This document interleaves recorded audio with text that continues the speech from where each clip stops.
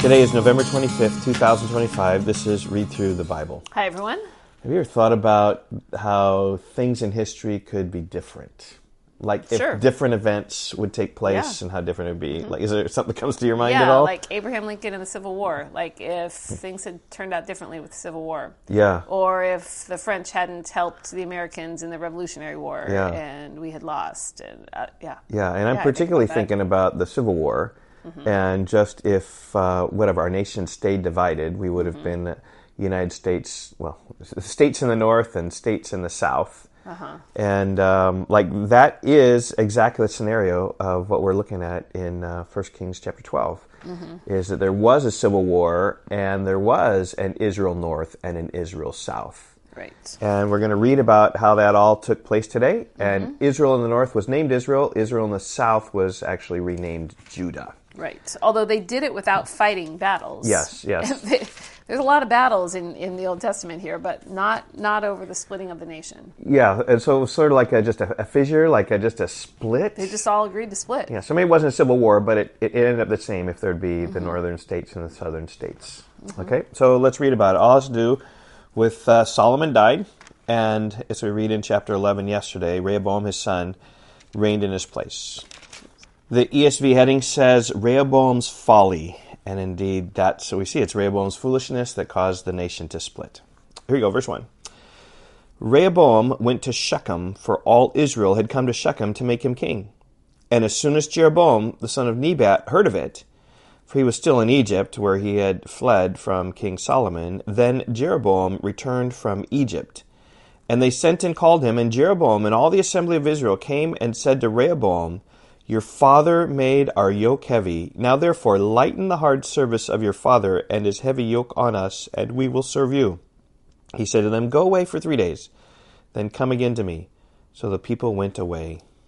Then King Rehoboam took counsel with the old men who had stood before Solomon his father while he was yet alive, saying, "How do you advise me to answer this people?" And they said to him, "If you will be a servant to this people today and serve them and speak good words to them when you answer them, then they will be your servants forever." But he abandoned the counsel that the old men gave him and took counsel with the young men who had grown up with him and stood before him. And he said to them, "What do you advise that we answer this people who have said to me, 'Lighten the yoke that your father put on us'?"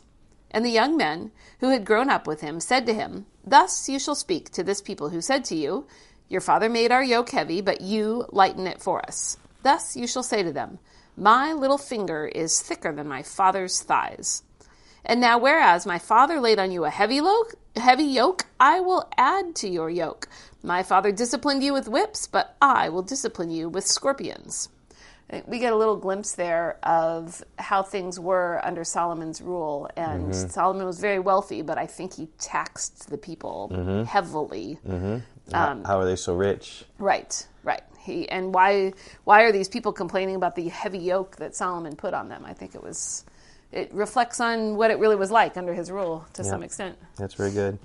So Jeroboam and all the people came to Rehoboam the third day, as the king said, "Come to me again the third day." And the king answered the people harshly, and forsaking the counsel that the old men had given him, he spoke to them according to the counsel of the young men, saying, "My father made your yoke heavy, but I will add to your yoke. My father disciplined you with whips, but I will discipline you with scorpions." So the king did not listen to the people, for it was a turn of affairs brought about by the Lord, that he might fulfill his word, which the Lord spoke by Ahijah the Shilonite to Jeroboam the son of Nebat.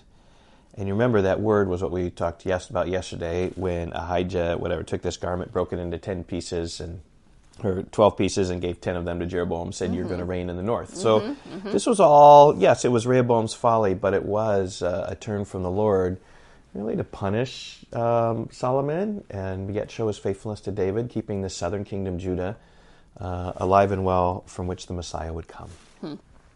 Verse 16, "And when all Israel saw that the king did not listen to them, the people answered the king, 'What portion do we have in David? We have no inheritance in the son of Jesse. To your tents, O Israel. Look now to your own house, David.' So Israel went to their tents. But Rehoboam reigned over the people of Israel who lived in the cities of Judah. Then King Rehoboam sent Adoram, who was taskmaster over the forced labor, and all Israel stoned him to death with stones. And King Rehoboam hurried to mount his chariot to flee to Jerusalem. So you said earlier there was no civil war. Well, Right. there was one person who died. And so maybe that was the war. The one person died. Yes, and Rehoboam ran to get into Safety, in Jerusalem.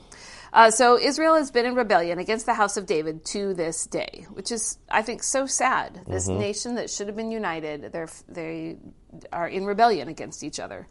And when all Israel heard that Jeroboam had returned, they sent and called him to the assembly and made him king over all Israel. There was none that followed the house of David, but the tribe of Judah only. Yep. So you've got Israel in the north being reigned over with Jeroboam. He's got 10 tribes. And then it says here that the house of David, there's only one that followed Rehoboam, this tribe of Judah. So, but 11 plus 1, that's only 11. And then the 12th one is going to be Benjamin, we find out in verse 21. 21. So when Rehoboam came to Jerusalem, he assembled all the house of Judah and the tribe of Benjamin, 180,000 chosen warriors to fight against the house of Israel to restore the kingdom to Rehoboam, the son of Solomon. So he wants to have a war to get the other tribes back. But the word of God came to Shemaiah, the man of God. Say to Jeroboam, the son of Solomon, king of Judah, and to all the house of Judah and Benjamin, and to the rest of the people, thus says the Lord, you shall not go up or fight against your relatives, the people of Israel. Every man return to his home, for this thing is from me. We see that in verse 15. I was a turn of affairs brought about by the Lord. It was from me. And so they listened to the word of the Lord and went home again according to the word of the Lord.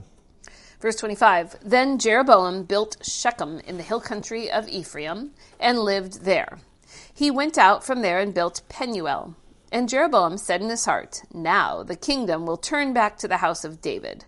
If this people go up to offer sacrifices in the temple of the Lord at Jerusalem, then the heart of the people will turn again to their Lord, to King Rehoboam of Judah, and they will kill me and return to Rehoboam, king of Judah. So Jeroboam is really afraid that the people, when they go to Jerusalem to worship, that they'll want to go back to King Rehoboam. And Jeroboam is afraid that he will get killed. He's afraid for his life. Yeah. And so he comes up with this brilliant plan. So the king took counsel and made 2 calves of gold. This sounds like Exodus 32 in the wilderness.